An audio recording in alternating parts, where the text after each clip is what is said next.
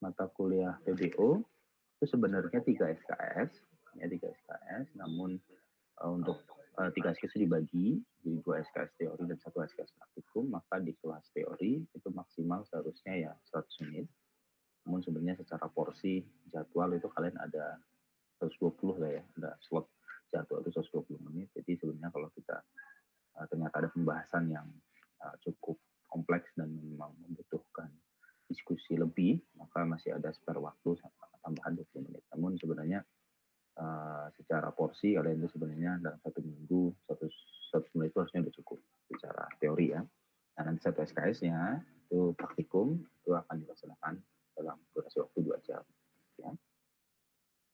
Oke, lalu kalau ditanya apa itu mata kuliah PBO ya atau pemrograman berorientasi objek, ya, nah seperti yang saya sudah bridging di awal tadi, ya kalau kalian sudah mempelajari apa namanya algoritma programan, algoritma dan struktur data yang mana itu kalian sudah diajarkan ketika ada sebuah masalah, maka disusun algoritmanya apa, gitu kan ya, atau step-step prosesnya apa yang harus dilakukan, terus dibangun program atau apa namanya pemrograman, struktur sintak pemrograman itu sesuai dengan alur proses yang sudah dibuat, gitu kan ya. Terus nanti ketika ada data, struktur datanya seperti apa nanti dihubungkan, kan gitu kan. Nah sekarang paradigmanya agak sedikit berubah, ya bukan lagi berbasis dari proses-proses yang ada di algoritma, namun basisnya dari objeknya, dari datanya. Nah itu. Jadi kok bisa kayak gitu? Nanti biasanya nanti sembari slide yang bertambah nanti saya akan jelaskan. Ya. Jadi paradigmanya sekarang berpindah dari mulai si objeknya dulu, si datanya dulu, ya baru nanti dibangun programnya, nanti baru disusun. Gimana tuh? Ya, contohnya gimana? Ini kalau kalian membuat aplikasi besar nantinya, atau aplikasi yang sudah sangat kompleks, datanya sangat banyak dan seterusnya. Oh iya, kalian sudah mengambil mata kuliah dasar rekayasa perangkat lunak belum? Belum ya? Semester ini? Oh semester ini bareng ya. Oke. Kan kalian nanti diajarkan gimana caranya merancang ketika itu ada sebuah ada sebuah project atau ada sebuah perangkat lunak yang ingin dikembangkan. Nanti kan ada ya dari pendefinisian masalah, problem definition gitu ya. Terus mendefinisikan requirement-nya mulai dari use case, lalu functional system, non functional system, mana ya gitu nanti itu akan dibahas ya. Nah, nanti ada DFD, data flow diagramnya itu gimana, alur datanya itu gimana, IRD entitas hubungan antar data itu gimana. Nah itu akan dirancang. Nah ketika kita berpikirnya masih paradigma yang sederhana tadi, mulai dari algoritma, membangun prosesnya, baru nanti ada data masuk, ini kayak nggak relate ketika nanti sudah diterapkan di kehidupan nyata, yang mana kompleksitasnya ada tinggi. Seperti halnya yang kalian nanti akan pelajari di DRPL gitu. Ataupun nanti ke proyek perangkat lunak ataupun manajemen proyek perangkat lunak. Itu kan sudah besar. Ya, skalanya udah besar nih pengembangannya. Nah, maka dari DFD dan IRD itu nanti kalian akan pelajari, walaupun mungkin agak sedikit rumit. Udah sampai pembahasan, belum deh, akan baru semester ini baru pengenalannya. Nanti pasti kalian akan mempelajari data flow diagram ataupun entity relationship diagram. Itu intinya adalah ada data-data, contohnya adalah kalau misalkan sistem siakat gitu. Siakat itu kan ada mahasiswanya ya, ada data mahasiswa, ada data nilai, ada data dosen, ada data kelas, data mata kuliah dan nah, setiap data ini kan nanti bisa saling berhubungan ya. Bisa saling berhubungan, hubungannya seperti apa, kelasnya seperti apa, ya.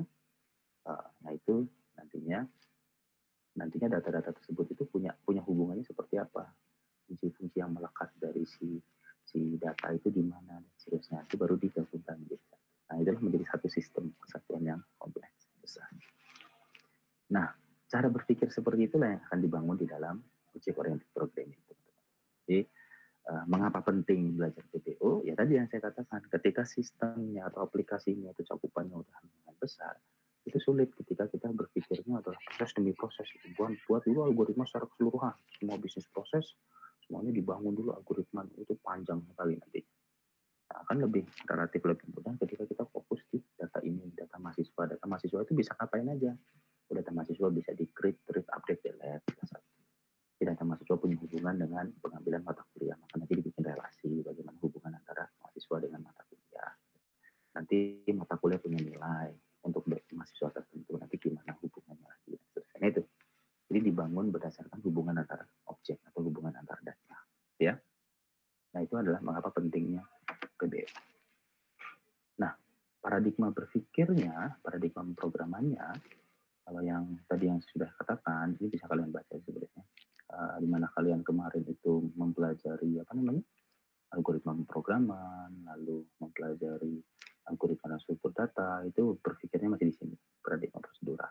Ya, di mana program itu disusun berdasarkan urutan-urutan langkah-langkah. Kan kalian bikin algoritma ya. Algoritma itu kan langkah demi langkah. Kalau pasti dulu kalau diajarin algoritma membuat mie itu kan step-stepnya membuat mie langkah demi langkah. Terus ketika ada data itu diproses oleh banyak fungsi sehingga proses utamanya itu adalah ada input, prosesnya sudah dibangun, input masuk, diproses, keluar output. Nah, tipe dari paradigma programan prosedural itu memang keunggulannya adalah sederhana, ya, dan mudah dipahami untuk program-program yang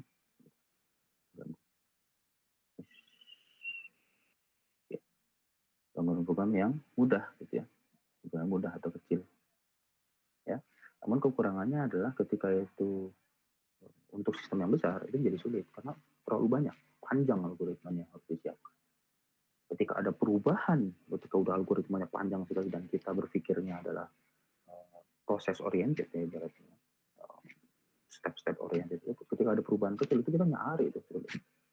Nah, bayangkan ketika proses misalkan, saya ingin merubah caranya mahasiswa ngambil mata kuliah, maka saya langsung fokus, ada di objek mahasiswa nih, fungsi ini, cari di objek mahasiswa. Nah, nanti ada function itu, ada metode di situ. Nah, metode si mahasiswa saja yang saya ganti. Oke, nah jadi berpikirnya akan jauh lebih mudah nih ketika nanti ada perubahan-perubahan ataupun modifikasi. Intinya adalah untuk pemeliharaan itu jauh lebih mudah ketika kita menggunakan kelas dan objek di dalam struktur bahasa pemrograman kita. Oke, nah di paradigmanya pemrograman berbasis objek sebenarnya sudah saya sampaikan tadi di awal, ya, dimana sekarang fokus utamanya bukan berarti objek ini artinya nggak usah mikir algoritma, ya enggak juga. Terus prosedural untuk setiap objek itu harus tetap dipikirkan kayak tadi, mahasiswa gimana caranya ngambil mata kuliah, itu harus dirunut prosesnya itu menjadi satu metode, satu function. Ya. Nanti gimana si mahasiswa ini dalam hal menerima nilai dari proses mata kuliah atau nilainya, nanti ada metode lagi calculate IP gitu ya, calculate IP satu nanti gimana. Tetap itu harus dipikirkan proses demi proses itu. Namun fokus utamanya atau awal mula proses berpikirnya itu bukan lagi dari proses secara keseluruhan, namun dari setiap data, setiap ya. Nah, karakteristik PBO tadi fokus pada objek bukan langkah, tapi bukan berarti langkah demi langkah jadi tidak dipikirkan, tetap dipikirkan. Jadi fokus utama dasarnya itu dari objek, bukan dari step-step, ya. Lalu data dan perilaku disatukan nantinya, data dan metode-metode.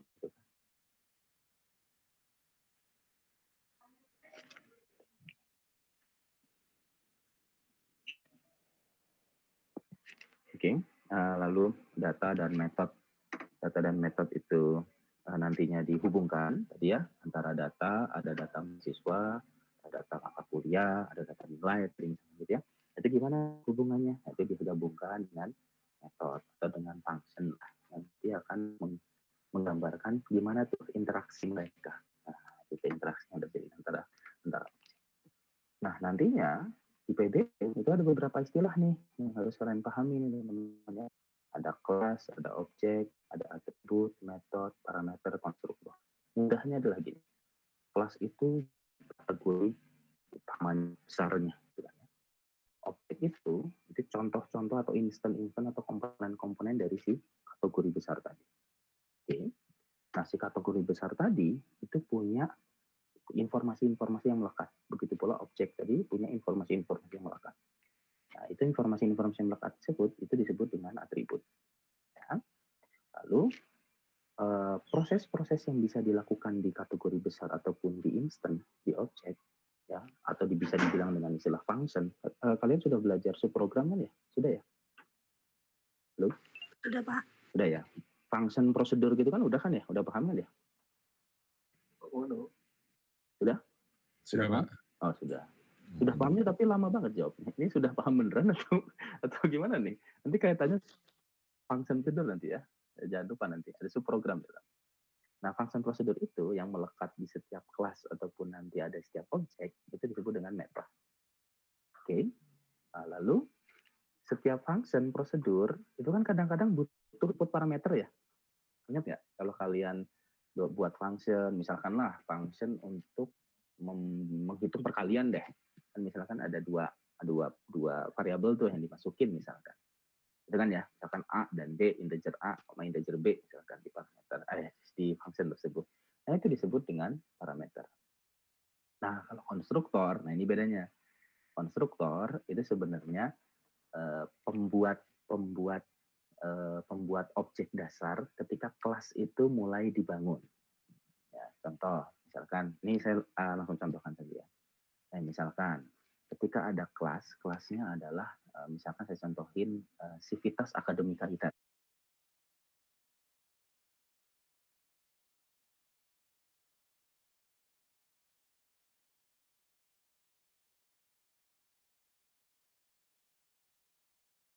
Ayo mulai berpikir, ayo.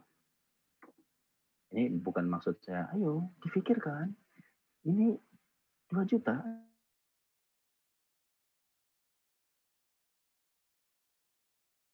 Kalau kelasnya saya punya Civitas Akademika,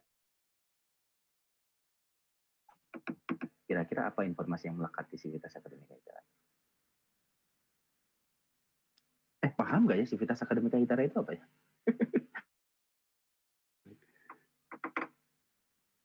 Manusia yang ada di ITERA, Pak. Oh, manusia yang ada di ITERA.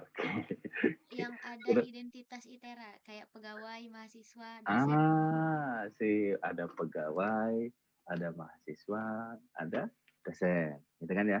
Maka si kelas ini punya informasi kategori kan minimal ya, betul? Betul nggak? Betul atau tidak? Iya, Pak. Ya, oke. Nah, ada kelas, ada apa tadi, kategori. Ibaratnya paling mudahnya adalah kategori. Ya. Terus dari kategori ada apa lagi informasi misalkan?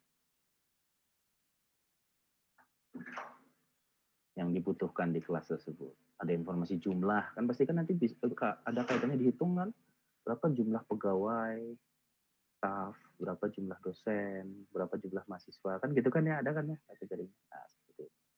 Nah, konstruktor itu membangun tuh di awal informasi-informasi awal melekat itu. Misalkan ketika kelas itu dibangun, ya jumlah-jumlah tadi kan masih nol semua kan, masih nol semua gitu kan. Nanti karena belum ada objek-objeknya nih di sini. Oke, nah misal, jadi kan Civitas Akademika ada apa namanya, ada pegawai, ada dosen, ada mahasiswa. Nah sekarang saya ingin membuat data baru. Data baru itu namanya adalah, ketua kelas siapa tadi namanya? Sebelum hafal ketua kelas. Yaya ya tadi ya. Ketua kelasnya tadi namanya Yaya ya. Lupa saya. Ya misalkan itulah ya. Atau Rahman Indra Kesuma deh. Nah, Rahman Indra Kesuma itu di sini itu jadi apa, teman-teman? Kira-kira.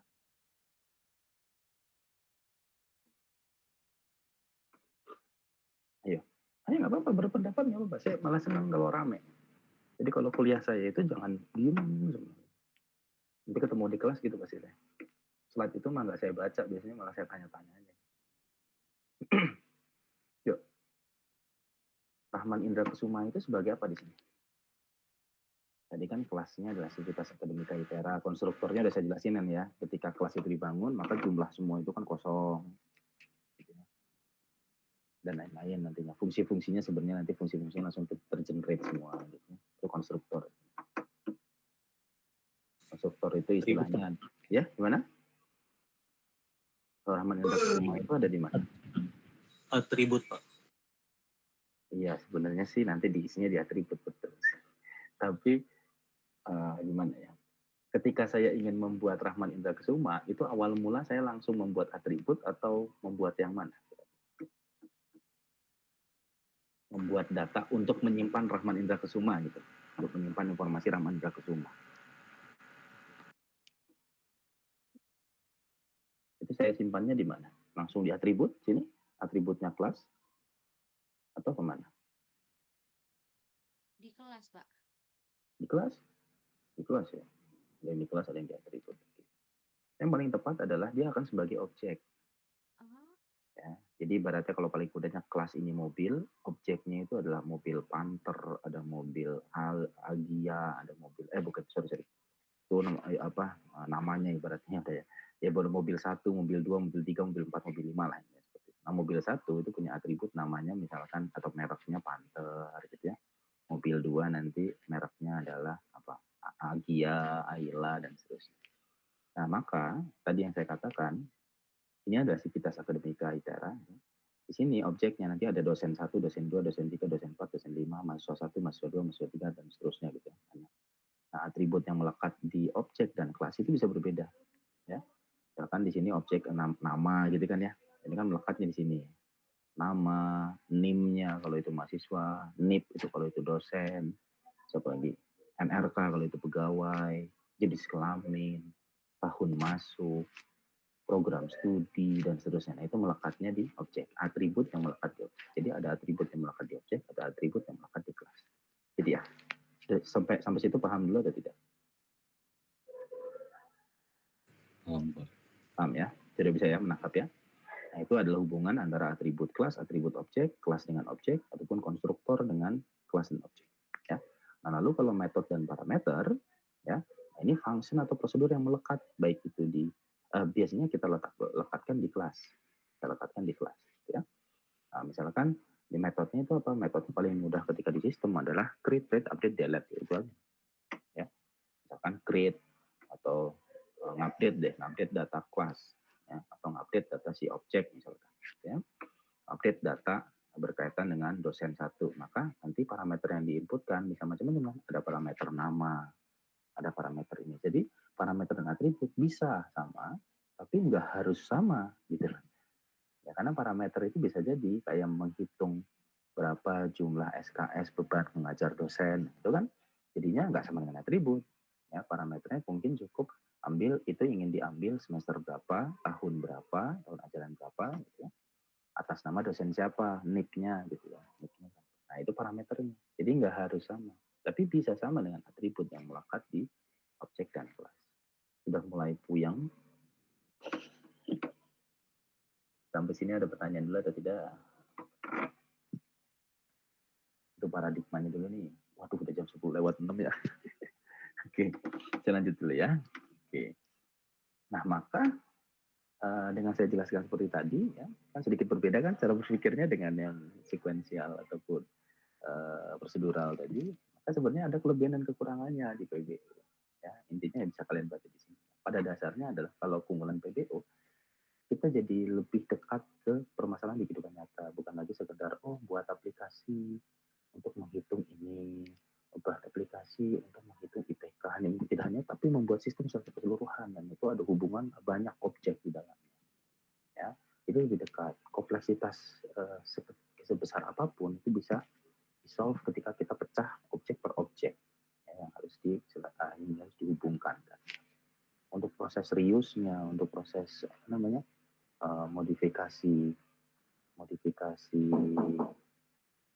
modifikasi fungsi dan seterusnya, nah itu mudah, jadi lebih mudah ya untuk penggunaan kembali gitu ya, itu akan jadi. Namun PBO akan jadi kayak overkill gitu ya, over engineering ataupun overheat ketika itu digunakan untuk permasalahan yang relatif sangat simpel, sangat sederhana. Kenapa? Karena memang strukturnya menjadi terlalu kompleks untuk permasalahan sederhana. Karena kita harus membangun kelas objek, function di setiap kelas objeknya, apa hubungan antara kelas objeknya, terus akan sedikit menjadi terlalu berlebihan jika itu hanya untuk kasus-kasus yang sederhana. Maka kita juga harus bicara apakah memang itu cukup sederhana dan tidak perlu pakai objek oriented, atau memang itu sudah kompleks. Nah, ketika saya bermain di AI, machine learning, deep learning, itu kan datanya udah besar, fungsinya kompleks, hubungan antar data besar dan seterusnya, maka saya terbiasa menggunakan kelas, objek, gitu ya, hubungan antar kelas dan seterusnya yang memang menganut paradigma berpikirnya objek ya. Oke, ini paradigma objek oriented tadi ya. Secara prosedural itu fokusnya di fungsi, pengambil PBO objek, pengolahan data terpisah, karena memang fokusnya kita membangun step-stepnya kalau di prosedural, baru data nanti masuk. Tapi kalau PBO langsung melekat data itu, kelas di mana, objeknya apa, terus hubungan fungsinya apa. Skalabilitasnya terbatas, kalau PBO baik, kompleksitas tinggi, bahkan real world problem bisa kita petakan di dalam objek oriented, dan pemeliharaannya jauh lebih mudah, karena ketika code-nya sudah panjang sekali, dan kita masih menganut prosedural, itu nyari proses mana itu ya yang menjalankan itu, ketika tidak di package ke dalam kelas objek tertentu, itu panjangnya. Ketika ada perubahan banyak sekali yang dirubah. Tapi ketika kita menganut paradigma berpikirnya objek oriented, itu sudah di package per kelas gitu. Nanti untuk fungsi untuk berkaitan dengan aktivitas akademika ada di kelasnya aktivitas akademika. Fungsi untuk berkaitan dengan gedung gitu, itu ada di kelas gedung, kelas infrastruktur misalkan. Nah, itu sudah terpackage ya. Oke, ini hubungan kelas dan objek. Tadi sebenarnya sudah saya jelaskan, ini bisa saya skip ya. Jadi contohnya kelasnya adalah car, objeknya ada Audi, Nissan, Volvo, itu seperti itu. Tadi saya contohkan. Dan bahasa programan Java yang akan kita gunakan. Ya. Bukan jadi satu-satunya, sebenarnya ada C++ juga object oriented programming. Misalnya ketika saya dulu S1 ya, S1 itu saya masih pakai C++ untuk belajar bahasa programan berbasis objeknya, namun ketika S2 PBO-nya baru belajar dengan bahasa programan ya. Ini bersifat platform independen ya, nanti write once, run, run anywhere. Jadi run-nya bisa dimanapun asalkan nanti terinstall JDE di setiap OS tertentu ya. Itu kenapa kok bisa di run anywhere? Nanti saya jelaskan karena ada JDE di dalamnya. Lalu karakteristik Java adalah bersifat khas ya, memang basisnya dalam bahasa pengalaman Java, kita akan membangun code-nya adalah dengan kelas-kelas. Sintaksnya konsisten dan digunakan luas di industri. Nah, ini ada dua komponen utama dalam Java. Ada Java Development Kit dan ada Java Virtual Machine. Ya. Nah, Java Development Kit ini gunanya adalah untuk kita compile. Ya, intinya adalah tools kita untuk membantu kita dalam hal mendevelop, membangun sebuah program atau aplikasi berbasis bahasa programan Java. Ya, kalau Java Virtual Machine dari compiler nanti keluarnya adalah .class. Nah, .class-nya itu nanti dibaca oleh si Java Virtual Machine untuk di running. Nah, untuk di runningnya itu bisa lintas sistem operasi. Jadi yang terpenting adalah di setiap sistem operasi itu harus terinstall dulu Java Virtual Machine. Ya, nah enaknya nanti ketika kita pakai IDE itu sudah include ya semuanya, sudah include semuanya. IDE-nya itu contohnya NetBeans gitu ya, atau Visual Studio Code. Nah itu sudah include. Ya. Oke, nah ini even itu mau di running di Windows, Linux ataupun Mac OS, nah itu nggak masalah. Ya.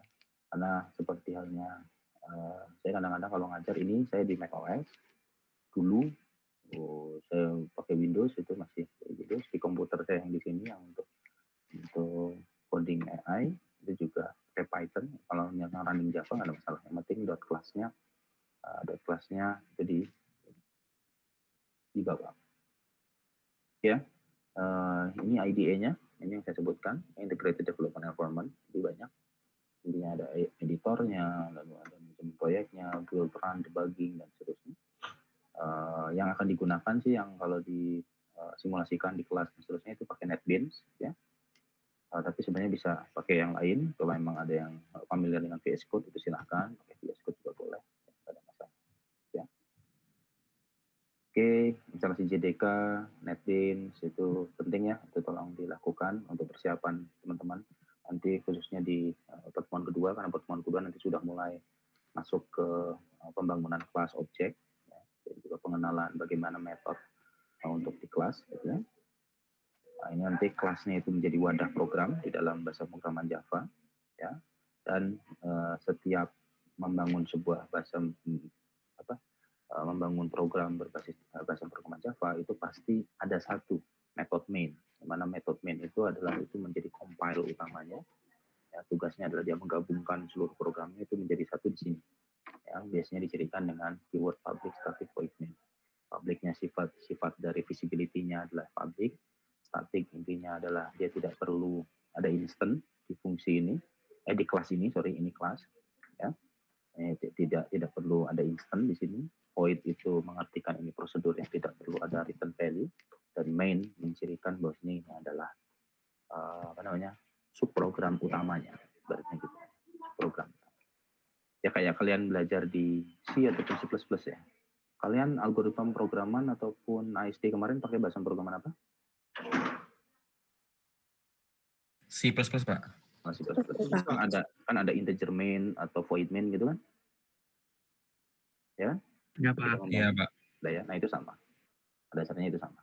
Ya, itu aja lah pada dasarnya. Saya mencoba untuk menggabungkan antara bahasa programan yang sudah kalian pelajari dengan Java. Jadi sebenarnya Java itu bukan bahasa programan baru lagi, puyeng, terus sebenarnya enggak.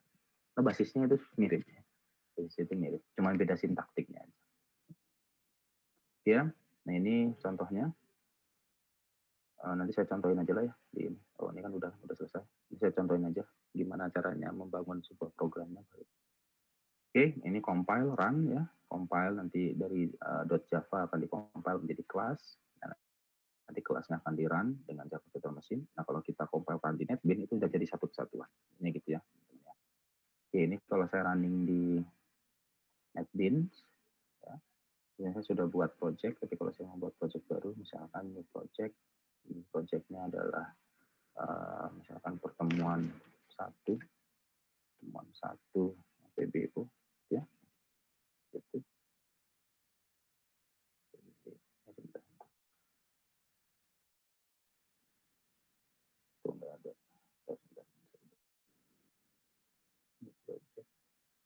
Kok sampel Java.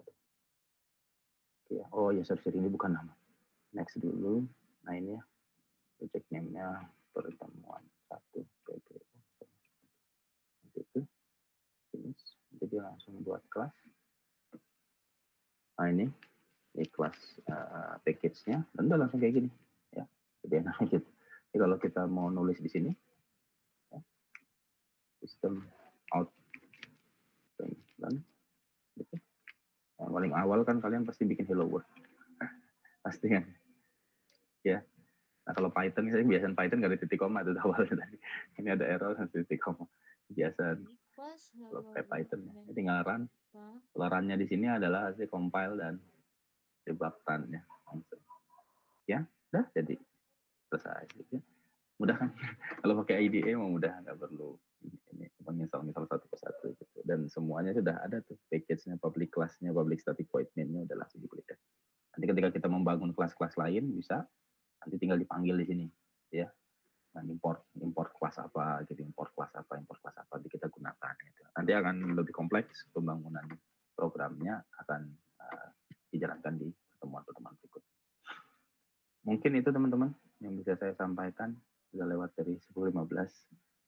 Jadi secara ringkasan materinya, PBO adalah paradigma programan berbasis objek ya. Java adalah bahasa programan yang akan kita gunakan ya untuk mendukung pemahaman teman-teman dalam mengikuti perkuliahan programan berbasis objek. NetBeans nanti akan menjadi IDE yang saya gunakan dalam hal menunjukkan fungsi ini, fungsi itu, ataupun konsep-konsep dari PBO yang akan kita bahas. Namun ketika teman-teman ada yang mau pakai VS Code, boleh, silahkan, ada masalah. Oke, dan next-nya adalah tipe pembuatan kelas objek dan atribut dan instansiasi dari objek. Gitu ya. Ada pertanyaan? Tidak ada? Baik, kalau tidak ada, saya sekali lagi mohon maaf, walaupun pasti kalian senang juga, karena kuliahnya cepat. Saya mohon maaf, terkesan terburu-buru, ya tidak santai, namun ini karena pengenalan juga, tidak terlalu banyak materi yang memang disampaikan, namun poin-poin utamanya tadi saya sudah sampaikan. Intinya adalah paradigma berpikir teman-teman dalam membuat bahasa programan jadi bertambah, tidak hanya prosedural, nanti ada objek oriented. Gitu ya. Kalau tidak ada pertanyaan, presensi sudah, ketua kelas sudah, oke, sudah. semua sudah saya sampaikan. Nanti kontrak saya akan kasih di minggu depan saja, karena dasarnya sudah saya sampaikan komponen-komponen kontrak yang ada di dalam perkuliahan ini, nanti tanda tangan di kelas saya akan minta di minggu depan saja. Mungkin itu dari saya, lebih dan kurang saya mohon maaf, wabillahi taufiq wal hidayah.